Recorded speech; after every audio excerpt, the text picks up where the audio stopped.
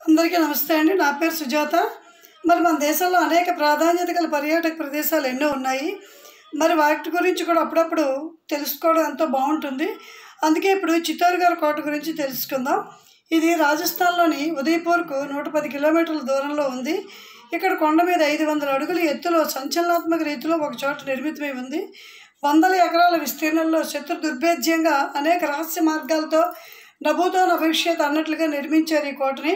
కుంతీదేవి కుమారుడైనటువంటి భీముడు ఈ కోటకు అంకురార్పణ చేసినట్లుగా గాథలు ప్రచారంలో ఉన్నాయి. అయితే మౌర్య సామ్రాట్ చిత్రాంగదుడు కూడా ఇక్కడ సుస్థిర నివాసం ఏర్పరచుకున్నట్లు కూడా మరికొన్ని గాథలు ప్రచారంలో ఉన్నాయి. దీన్ని చిత్రకూటమా అని పిలిచేవారు. కాలక్రమంలో ఇది చిత్తోర్గఢ్గా మారిందని చరిత్ర చెబుతోంది. గొప్ప గొప్ప రాజులే కాదు, 2 నారీమణుల గాథలకు కూడా నిలయము ప్రసిద్ధి అయినటువంటిది ఈ కోట.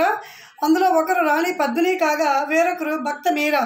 వీరిరువురు స్త్రీలు కూడా చరిత్రలో ధృవతారలుగా నిలిచారు. అల్లావుద్దీన్ ఖిల్జీ మొదలుకొని అనేక మంది రాజులు చిత్తోర్గఢ్ కోటపై దాడి చేసి రాణి పద్మినిని సొంతం చేసుకోవాలని కాంక్షించారు. ఒకానొక సందర్భంలో కోటపై దాడి జరిగినప్పుడు రాణి పద్మిని అగ్నిప్రవేశం చేసి ఆత్మగౌరవాన్ని కాపాడుకుంది. ఇక మీరాబాయి కృష్ణ భక్తురాలుగా సంగీత సాహిత్యాల్లో సుపరిచితురాలే. మొఘల్ చక్రవర్తులు సైతం చిత్తోర్గఢ్ని ఆక్రమించేందుకు శతవిధాలా ప్రయత్నించారట. ఈ కోటలో మహారాణా కుంభప్రాసాదం, కుంభశ్యాముల నిలయం, 12వ శతాబ్దం నాటి 75 అడుగుల ఎత్తైన కీర్తి స్తంభం, మీరాబాయి ఆలయం, కాళికా మందిరం ఇలా ఎన్నో చూడదగినటువంటి నిర్మాణాలు ఉన్నాయి.